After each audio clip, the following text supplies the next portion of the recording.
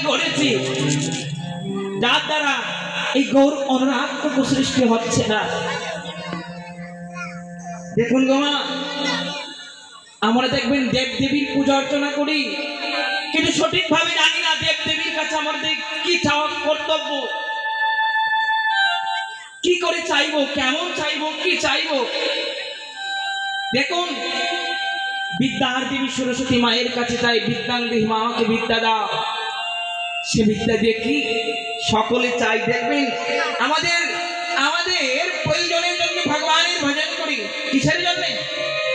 ভগবানের পূজা অর্চনা করি শুধু প্রয়োজনের জন্য। ছাত্র ছাড়া কখনো কি সরস্বতী পুজো কেউ করে না? আমরা চাই প্রাতিষ্ঠানিক শিক্ষা। মাগো, আমাকে প্রাতিষ্ঠানিক শিক্ষাটাই দাও। মায়ের কাছে কখনো চাই না মা মাগো, অতীব ভাগ্যের বলে, অনেক ভাগ্যের বলে এই শুদ্ধ সনাতন ধর্মে আমি এই জন্মগ্রহণ হয়েছে এবং পেয়েছি দুর্লভ মনুষ্য জন্ম। মাগো, এই জন্মে যেন তোমার শিক্ষা পেয়ে আমার এই ধর্মের অমৃত রসসুধার ভান্ডার শ্রীমদ ভাগবতম কানা হৃদয়ে ধারণ করতে পারি। কেউ বলি এই সংসার জীব সংসারী, কেউ বলি না। আমাদের প্রয়োজন তা বলা। মাগো, আমাদের শিক্ষিত হতে হবে, ভালো ডাক্তার হতে হবে, ইঞ্জিনিয়ার হতে হবে, মনে রাখবেন। তার সঙ্গে যদি আমি কৃষ্ণ ভক্ত না হই, আমি যদি সনাতনের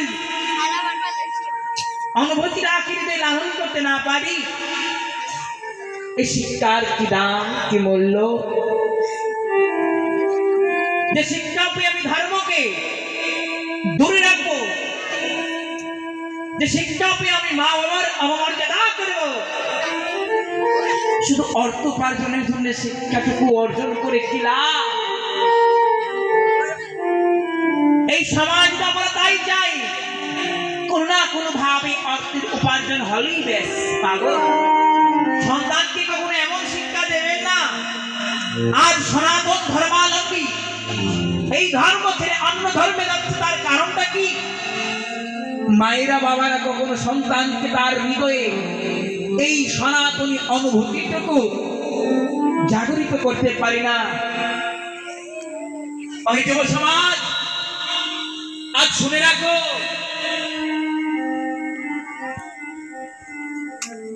মধুর কথা খুব বেশি দিন হয় না, যখনই স্বার্থে আঘাত পড়বে সব কিছু ভুলে যাবে।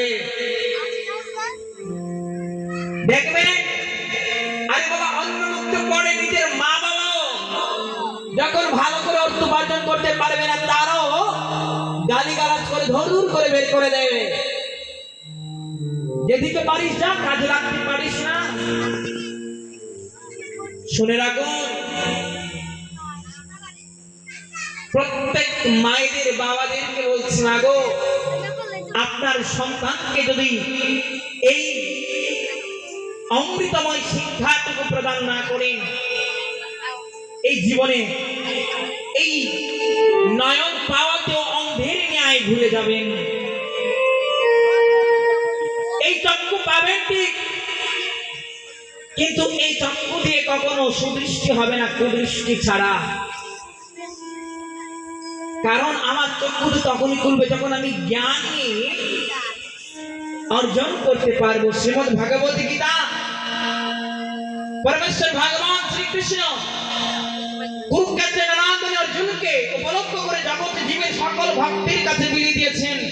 যাকে বলেছেন এটা হচ্ছে শ্রীমদ ভাগবত গীতা, সাধারণ কিছু না, এটা হচ্ছে প্রতিটি জীবের জীবন চলার বিধান। শ্রীমদ ভাগবত গীতা,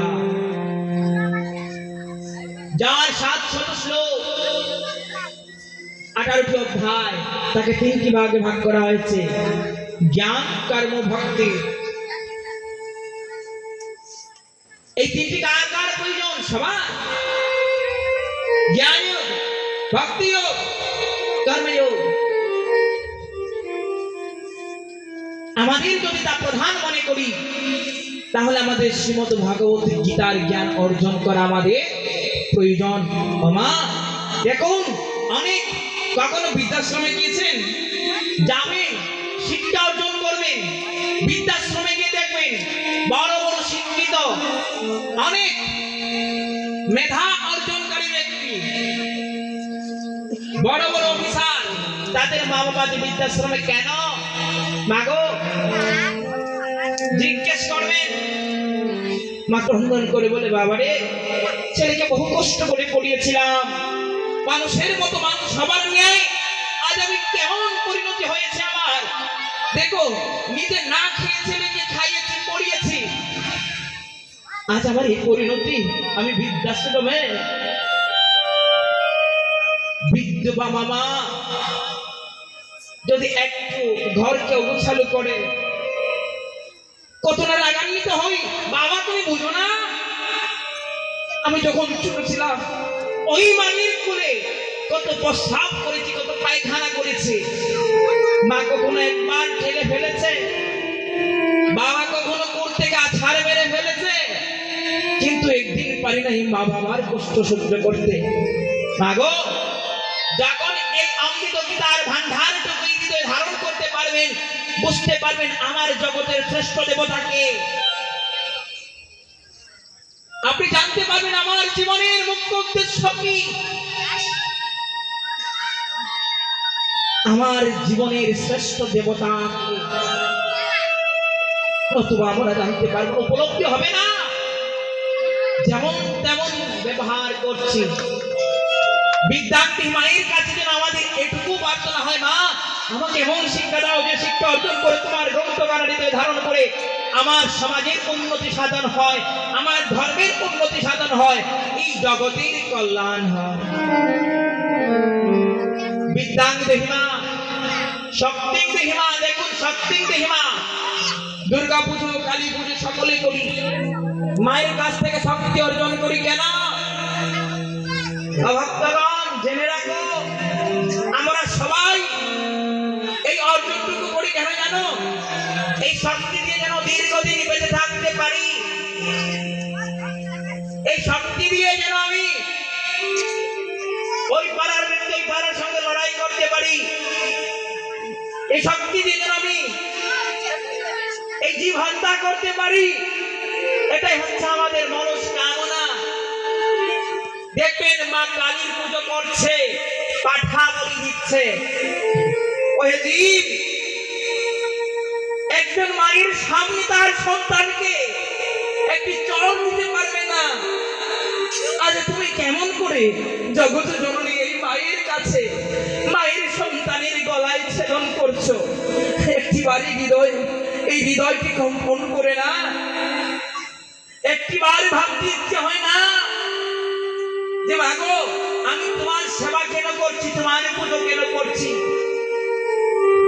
একটি জীব হত্যার জন্য? ভক্তগণ মায়ের পুজো, শক্তির পুজো আমাদের এই জন্যই করা প্রয়োজন, যেন কি মা মাগো মা এই দেহটা পেয়েছি তো ভজনের জন্য, এই ভজনের জন্য দেহ পেয়েছি না, এই দেহের মধ্যে 6টি শত্রু অবিরাম আমার সঙ্গে যুদ্ধ করছে মা, কাম ক্রোধ লোভ মদ মোহের বশবর্তী হয়ে আমি কত অপরাধ করছি মা, আজ তুমি এই সংসারে আমাকে এই শক্তি দাও, যেই শক্তি দে এই সররিপু দোষ ইন্দ্রিয়ের সঙ্গে যুদ্ধ করে আমি তোমার সেবায় লাগতে পারি, আমাদের ভক্ত বৈষ্ণবের চরণ সেবায় লাগতে পারি, এই শক্তিটুকু আমরা চাই, কিন্তু আমাদের এই মূলত এই চাওয়া পাওয়া থাকে না গো। কালী মায়ের পুজো করি, বেশ করে জীব হত্যা হবে, আখাদ্য কুদাদ্য আহার হবে, নেশা